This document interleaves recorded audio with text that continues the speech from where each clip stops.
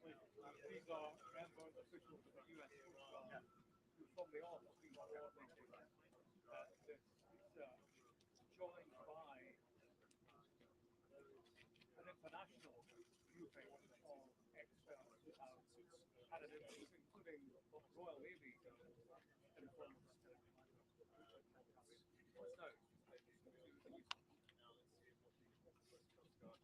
Good afternoon, everyone. Thank you for joining us today and over the past few days. This afternoon, Rear Admiral John Mauger will be providing an update on the most recent findings from ROV operations in search of the Titan submersible. He will provide a brief statement and provide the opportunity for questions after. Please limit your questions to one per outlet. Following the briefing, the Joint Information Center staff and I will be here to help you with any of your further needs.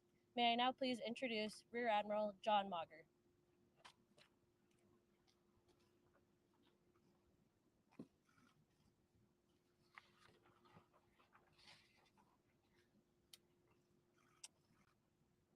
This morning, an ROV or remote operated vehicle from the vessel Horizon Arctic discovered the tail cone of the Titan submersible approximately 1,600 feet from the bow of the Titanic on the seafloor.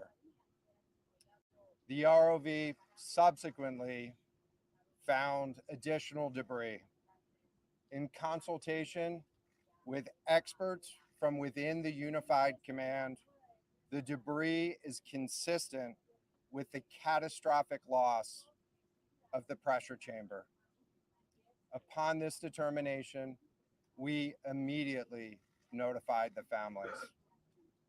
On behalf of the United States Coast Guard and the entire Unified Command, I offer my deepest condolences to the families. I can only imagine what this has been like for them, and I hope that this discovery provides some solace during this difficult time.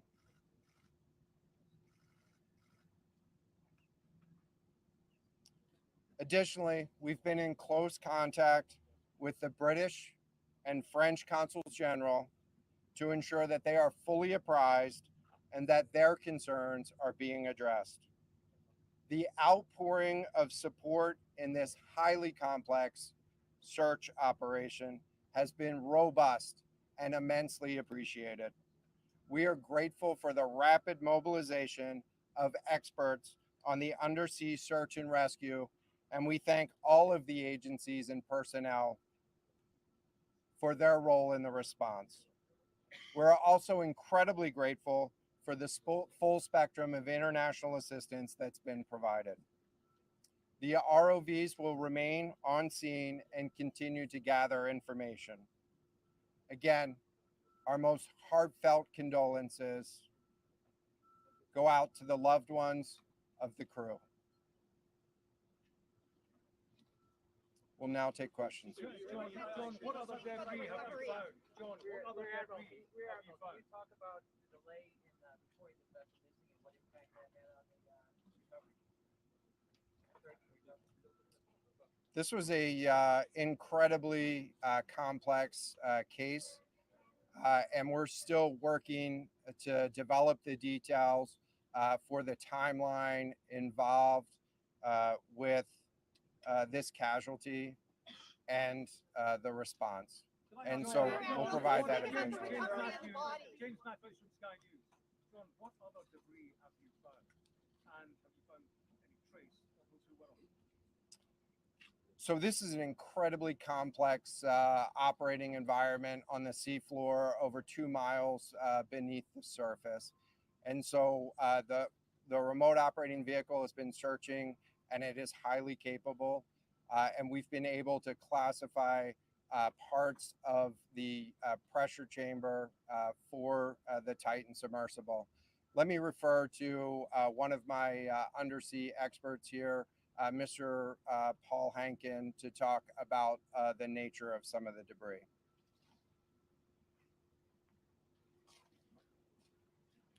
Thank you, Admiral.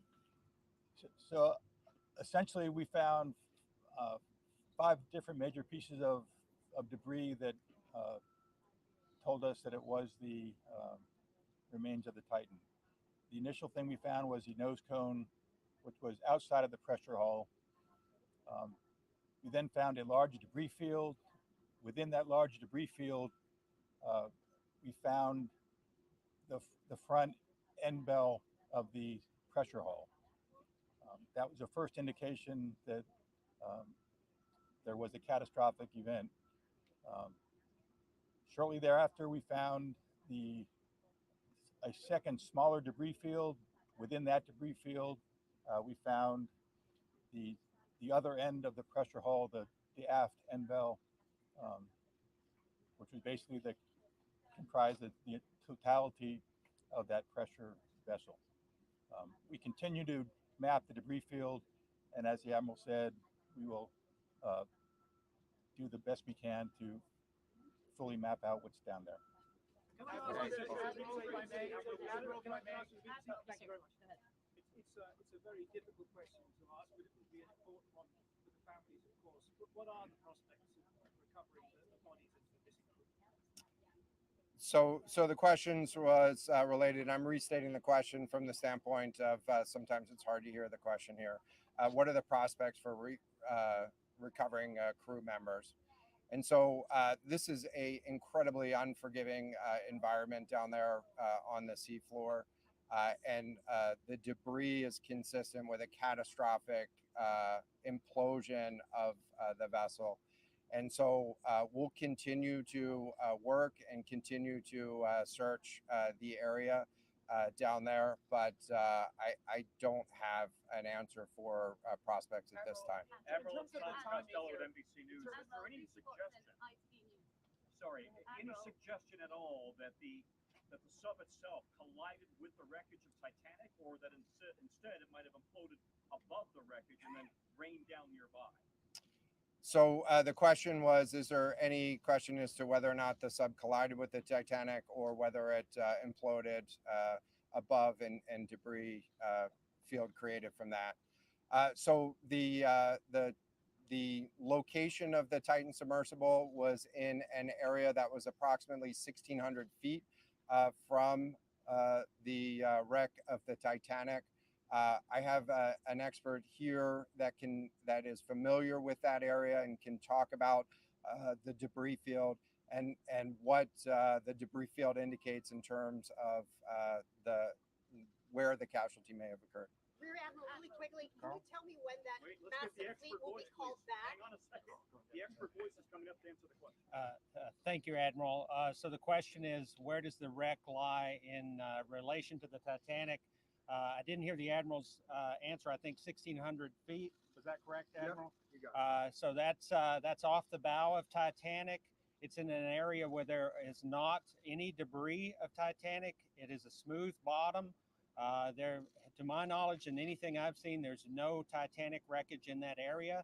And again, 200 plus meters from the bow, and consistent with the location of last communication for an implosion in the water column. And the size of the debris field is consistent with that implosion in the water column. Well, if I can ask you a question, in terms of the timing here, you say that this was a catastrophic implosion. And I know it's early on, but is it your estimation that this happened right at the moment when they lost contact, an hour and 45 minutes after their descent? So the question was about the timing of the catastrophic implosion.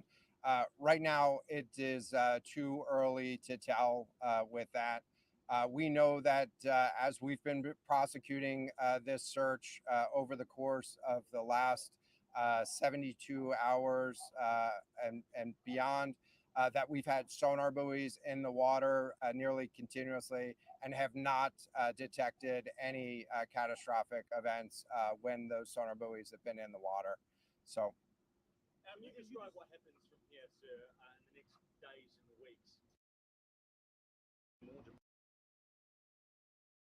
weeks. The question was, what happens from here? What's the next phase? And so right now, again, our thoughts are with the families and making sure that they have an understanding as best as we can provide uh, of what happened and begin to find some closure. In terms of the large process, we're going to continue to investigate the site of the debris field. And then I know that there's also a lot of questions about how, why, and when did this happen. And so, those are questions that we will collect as much information as we can on now, while the governments are meeting and discussing, what an investigation of this nature of a casualty might look like. This is something that happened. I'll just remind everybody. This is something that happened in a remote portion of the ocean with people from several different countries around the world.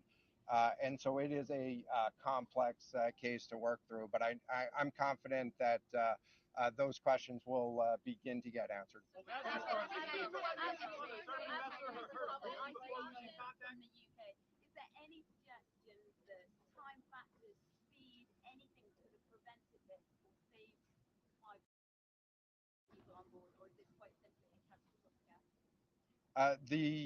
The question was there any suggestion that time factors may have played a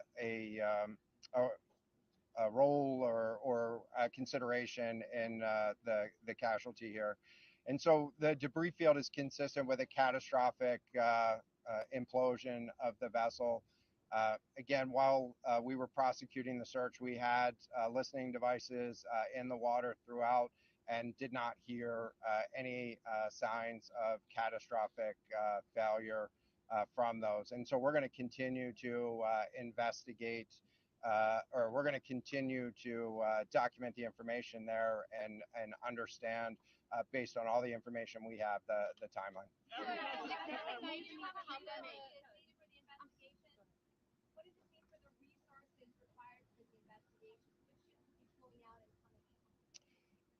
So the question was, what are the resources required for the investigation, and which ships will be pulling out and staying in?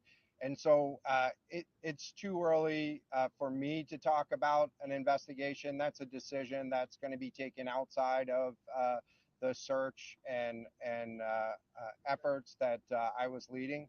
But we do have a number of vessels. We have 9 vessels on the scene right now. We had medical personnel on scene. We had other technicians on scene. And so we will begin to demobilize personnel and vessels from the scene over the course of the next 24 hours. But we're going to continue remote operations on the seafloor.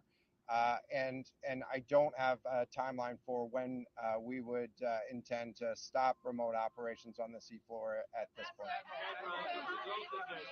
Admiral, as a result of this, do you think there should be changes in the way these are safety rated or inspected so that this won't happen again? Yeah, the question was essentially about, do you think that there should be changes in safety ratings or inspection for these standards? I know that there's a lot of questions about why, how, when this happened, and the members of the Unified Command, have those questions too, as professionals and experts that work in this environment. And this is an incredibly difficult and dangerous environment to work in out there.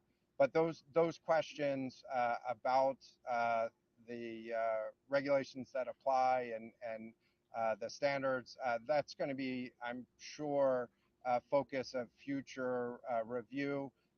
Right now, we're focused on documenting the scene and continuing the subfloor.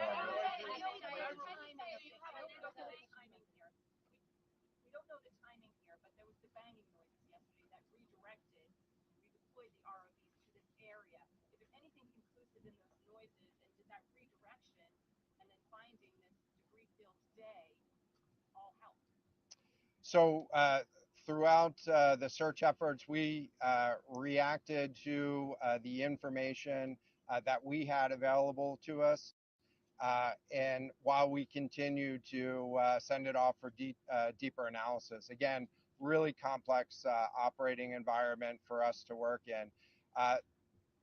Let me check with the experts, but there doesn't appear to be any connection between the noises and the location on the seafloor. Again, this was a catastrophic implosion of the vessel, which would have generated a significant broadband sound down there that the sonar buoys would have picked up. This will be the last question.